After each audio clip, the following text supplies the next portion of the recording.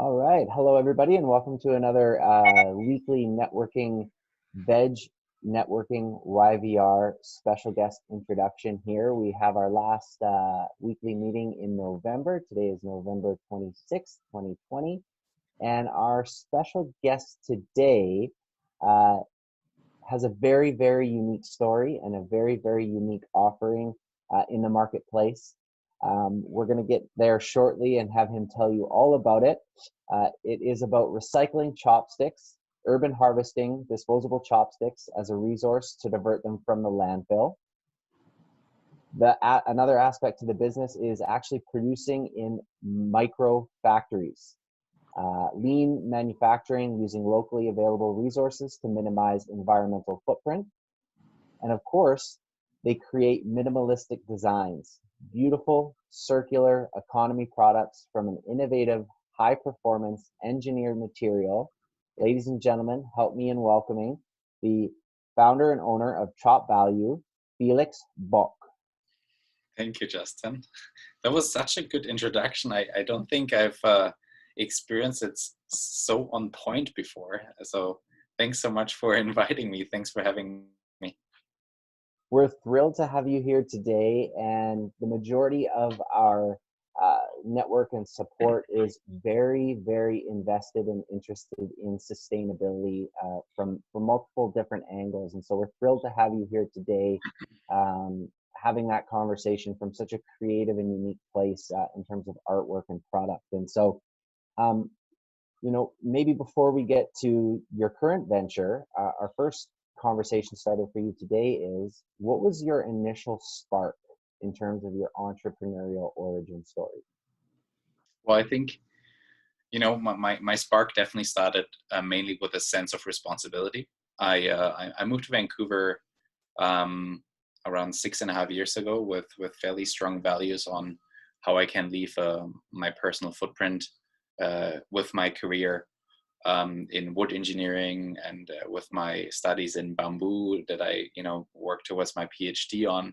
And I never took myself too serious on what I could achieve with it, and always approached that career thinking with a lot of fun while doing it, but didn't want to leave out that sense of responsibility, which was that spark of starting ChopValue. Because what I mean by sense of responsibility is I moved to Vancouver, and the first thing you learn about Vancouver, it's a green city. There was like the greenest city action plan and the mountains and the ocean, and everyone seems to be super nice and so happy.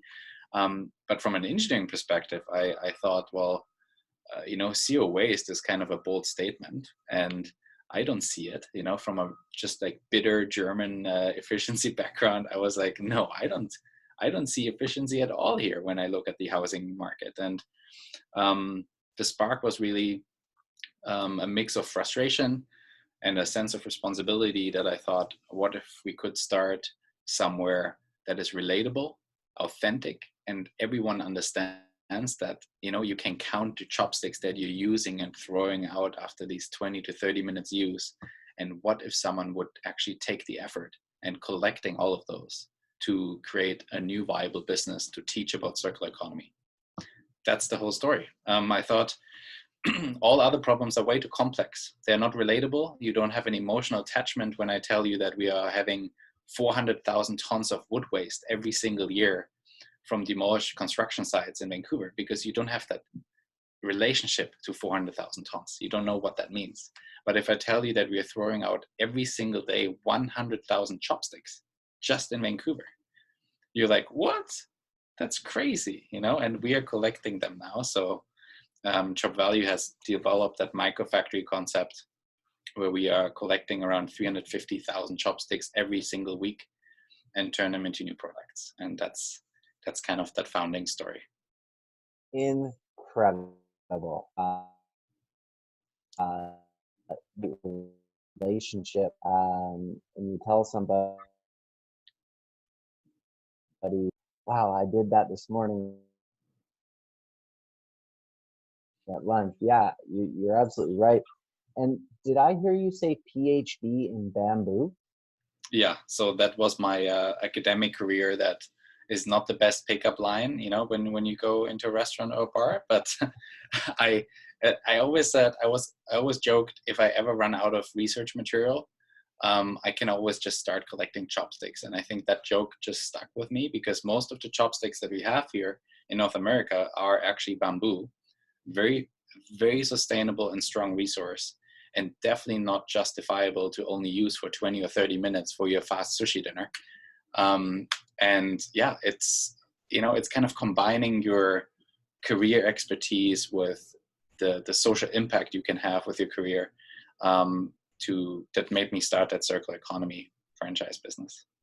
Well, there's no doubt about it. Everybody who's with us on the call today and they'll be listening afterwards, that is likely going to be seeing and hearing a lot more about you and ChopValue in 2021, because this is fascinating and right on trend, which leads us into our next question, which is, in terms of sustainability, it seems like it's always moving. It's fast. It's changing. Everybody, you know, to your point, wants to move towards zero waste, which, you know, very difficult to do. So with all of that being said, what are some trends that you've noticed in your industry? So, you know, you always got to be careful that you're not listening to the obvious trends that are often greenwashed, right? I think we often, especially I believe that everyone in your network has pretty strong values, and because you stand for something, you kind of found your niche, right? So in the mainstream trends that we see in our industry, sustainability is a fairly greenwash term, right? Like there are companies that I often openly, you know, mention, like Amazon and UPS and McDonald's, that announced these huge sustainability goals, and put a lot of marketing dollars behind it, while we, you know, just do it. And I think the trend that I'm seeing throughout all this noise is there's a lot of more action now than when we started a business 4 years ago. Action meaning it's not just talk, it's not just reports. We do see a very positive movement of very resilient, resource efficient businesses, even throughout the pandemic, that, you know, stay true to their values and they actually do it and implement their new standards and work and educate on what ESG goals means, and talk about openly about these new terminologies that no one really understood 5 years ago. So honestly, our team, we always reflect on the positive to see that there is a path forward, and we align ourselves with these businesses. So positive trend towards a more environmental friendly goal is definitely what we see in the sustainability sector. Yeah, we can appreciate that for sure, and we'll get to this as our last question or conversation starter at the end. But several of our other special guests have said that portion of act and figure it out, stay true to your values and act and move the needle forward. And that sounds like what you're saying is the trend that you're noticing is people aren't just talking about it anymore, they're actually acting upon it. So that's wonderful to hear. Okay, so ChopValue 4 years ago, fast forward to where we are today, where's ChopValue going in the future? Yeah, maybe the quick comparison, it started with me and my first intern in my lab, you know, in your university, who is still with me today. And now we have 35 people. We have multiple locations that we call these microfactory franchises. Obviously, you know, had to really rethink what we are best in, and that is being resource efficient throughout 2020. And now we empower people that are either out of a job or want to use this as a fresh start to be, you know, independent and run their own business. And we want to empower people to run their own microfactory franchise under our brand umbrella, starting now. Like we have our first franchise opening December 7th in Calgary. We in the middle of a pandemic, and there's nothing that can stop them. You know, like the smiles on every call from them, working with them through their opening schedule is what keeps us running. So fast forward, I hope every metropolitan city will have an urban harvesting microfactory that can live off the local resources, produce locally with the local talent, and can distribute product and materials locally as well. just that we can, close that loop. Like the solutions are right in front of us. It just has to be efficiently implemented. And this is what we see our concept do very well as an enabler. Closing the loop is a nice way to put it, because that's what I would, when I was listening to you, I was just thinking about, very full circle and very community oriented. So that's lovely to hear about where you're going in the future, and especially about Calgary on December 7th. And I must say, if you guys haven't already, the Calgary Vegans page, I'm sure would love this. So if you guys haven't told anybody about what's going on there, that would be a valuable place to post, I'm sure. Okay, you kind of mentioned it in that last little bit there. You talked about empowering people who might want a fresh start or might be out of a job or those. Aside from those support systems that you're offering to people, does ChopValue support any specific charitable organizations? We have these discussions very frequently within the team where we're like, how do we evaluate on how we give back? And so, there's 1% for the planet, there are tree planting organizations, there are certifications, or just charitable donations. And what we, in full transparency, kind of discussed within the team is we are setting 5% aside on every sales that we invest into new partnerships to increase our recycling program. That seems a little counterintuitive, because we're obviously a for-profit business, but we need to get to a certain scale where we have the largest impact possible. And we always say, unless we have reached every single restaurant in a metropolitan area and educate them that they can do good by simply starting with a little chopstick, that if I give you another example on why I almost compare this to charity, and I hope I get challenged on that. That's totally fine.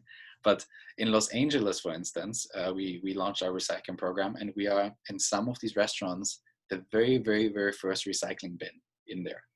It's absolutely mind-boggling. The people who mix plastics and papers and compost and cans have all of a sudden, they're learning about waste conversion or recycling through a chopstick program. And it's just like, this is very fulfilling. Like this is why we exist. We want to send that message that every little action counts. So I promise we will continue to reevaluate on how we do our charitable contributions. But right now we want to be in full transparency, investing into reaching as many recycling partners as we can with that 5% that we set aside on every sale we create. Yeah, absolutely. And in these conversations that we have with our special guests, never any wrong answers. It's fascinating to hear. And yeah, when I think of ChopValue, you mentioned, charities and certifications and things. I'm thinking, oh, ChopValue is like a B Corp certified company, for sure. So that's just what my personal thoughts are. Okay, so given your background from across the globe, maybe you have some different perspectives on our next question, and maybe there's some unique ones that we haven't heard of before, which is, what are some books, podcasts, or apps that you find really valuable as an entrepreneur? Yeah. So that's a funny one, because I actually, like, I have to admit, and that will hurt someone's feelings, because I often get books as a gift. I actually don't read. I think I'm a very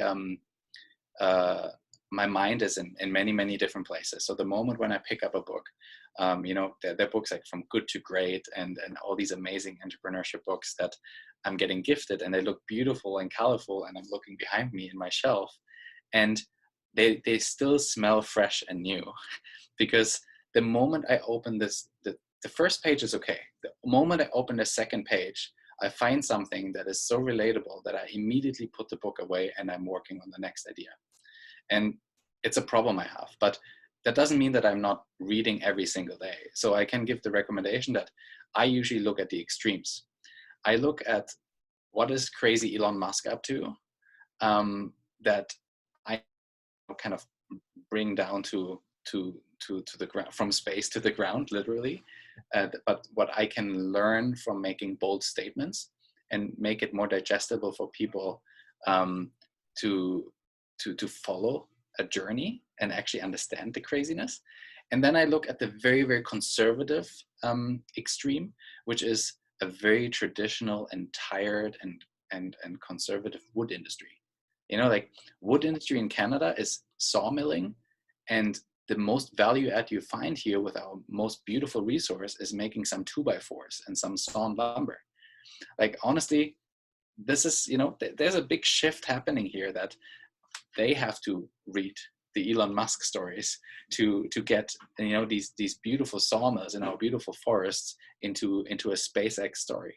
So I'm usually educating myself of these two extremes to make sure that I'm trying to find the right middle that is relatable, so that we can make circular economy mainstream. And maybe the last like name drop I can do is Simon Sinek, you know, about the why. I think, you know, if you want to be a well-rounded person, and no matter as employee or as employer, entrepreneur or artist, you can't go wrong with his mindset of thinking that I can recommend. Spot on, absolutely. And this is why I love Canada as far as a you know, multicultural melting pot of experience, life experience, because often when I'm in conversation with folks who were not born here in British Columbia, but have made their way here for whatever the reason might be, and to hear them talk about what a lot of us here who were born may take for granted, and are starting to move away from that and really truly understand, you're right, our most precious resource. You know, of course there's water, but then the wood here that we have right around us, and the forest and everything. And so it's just wonderful to hear yourself speak about beautiful British Columbia in the way that you do. And I'm pretty sure everybody's nodding their head when you're speaking of it as well. So of course you mentioned some entrepreneurs there and industries, but whether local or from back home, are there any other brands or entrepreneurs that you just always find yourself supporting and following and checking in?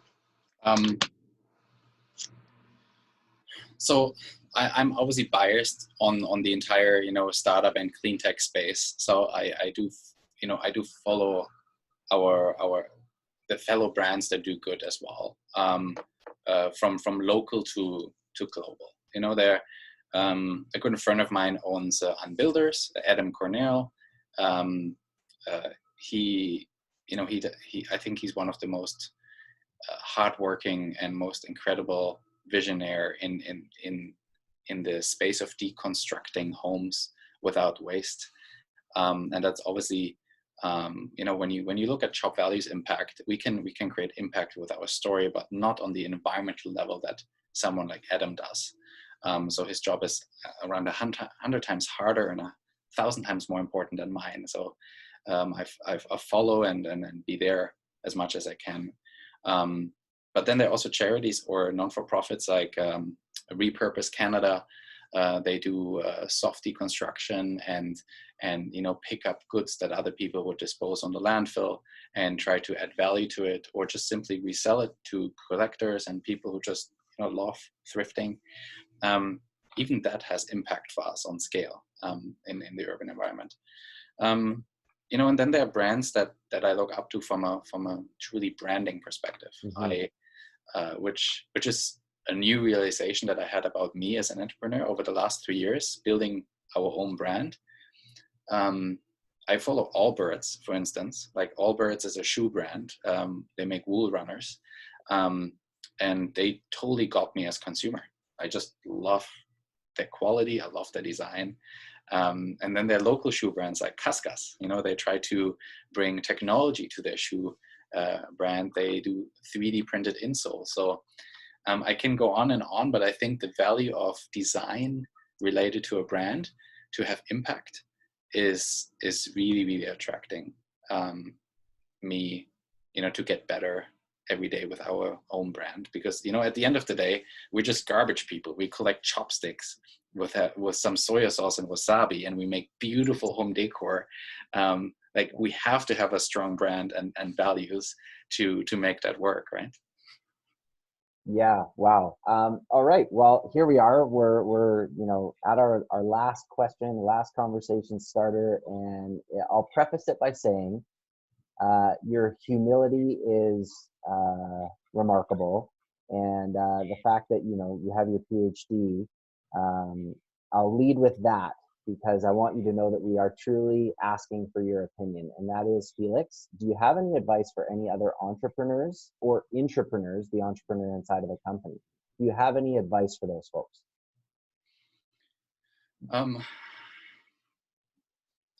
So I usually lead with the advice of do more, talk less, or in different words. I think there's it sometimes gets lost in translation, but say more, talk less.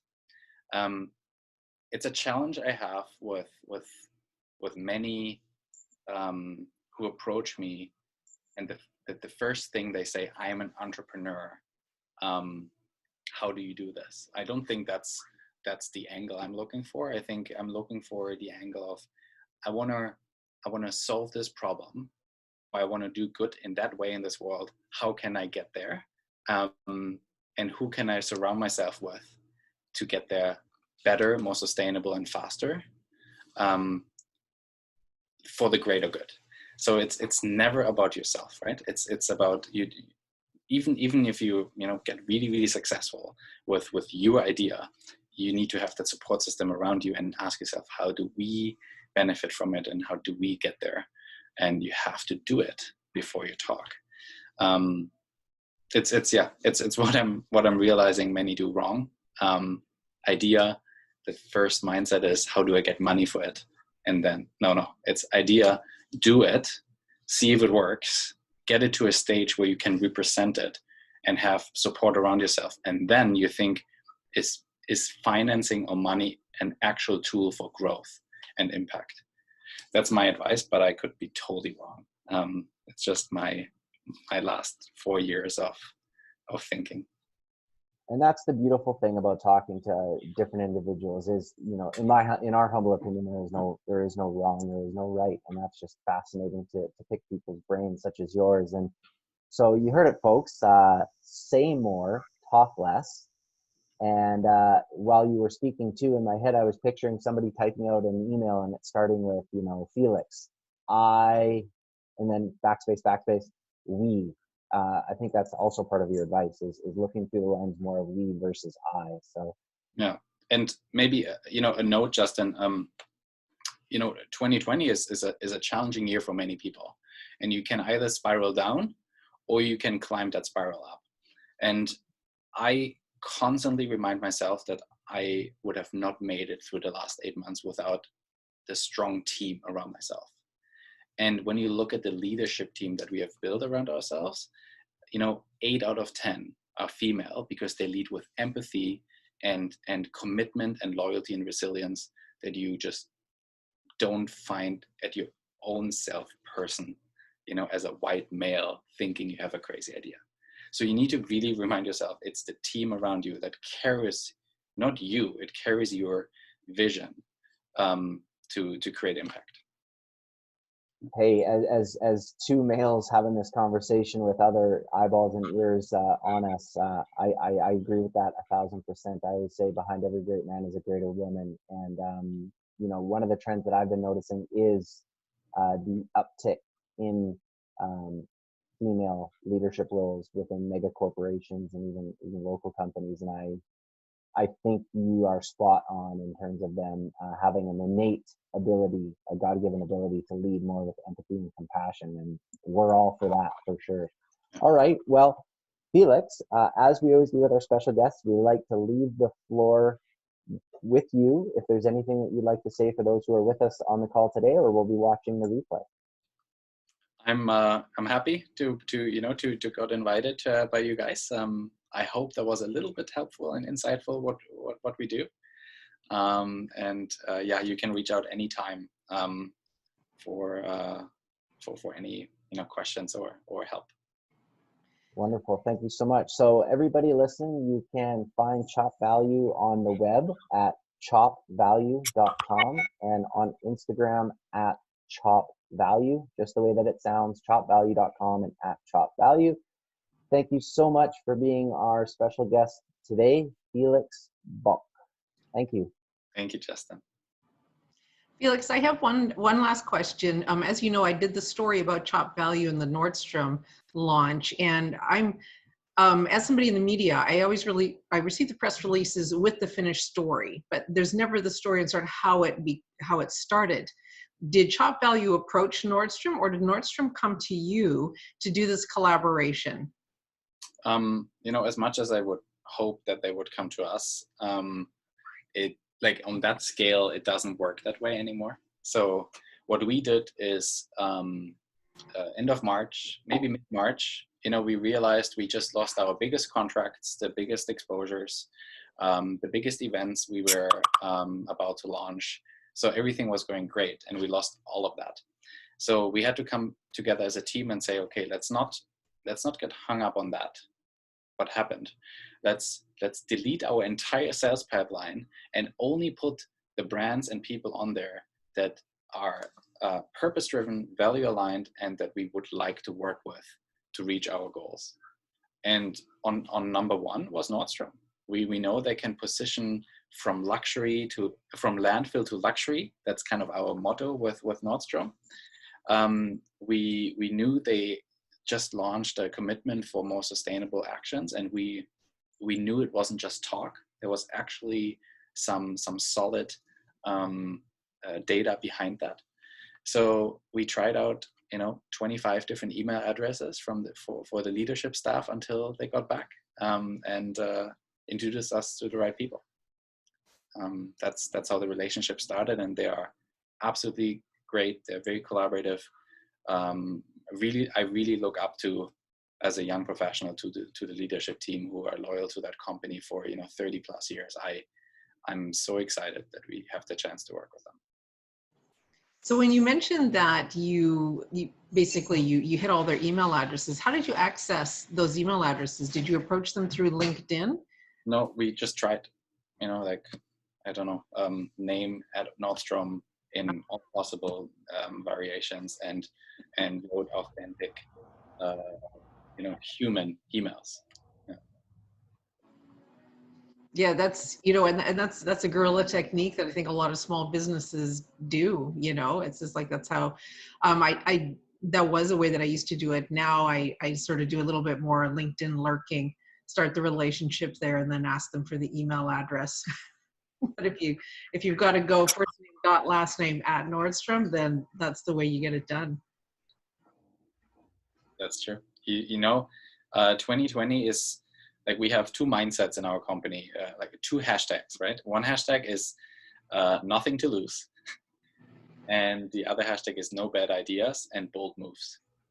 So everything is allowed pretty much in 2020. And I think, as we're approaching 2021, I would almost say everything is allowed in 2021 too, as long as we're staying focused on the potential of the impact we can create.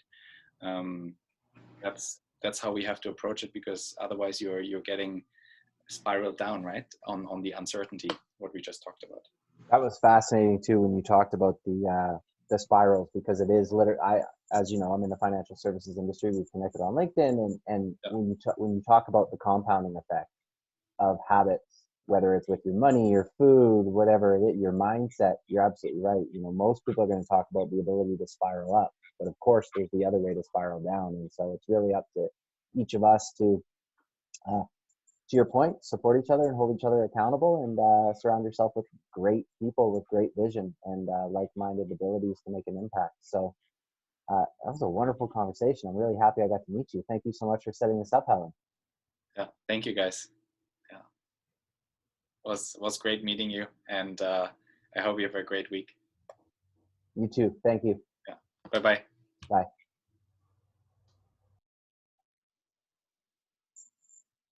Cool, Helen. I'm glad that we got it. I know that Felix sent me an email about the link, and I thought, well, it's all good. We'll figure it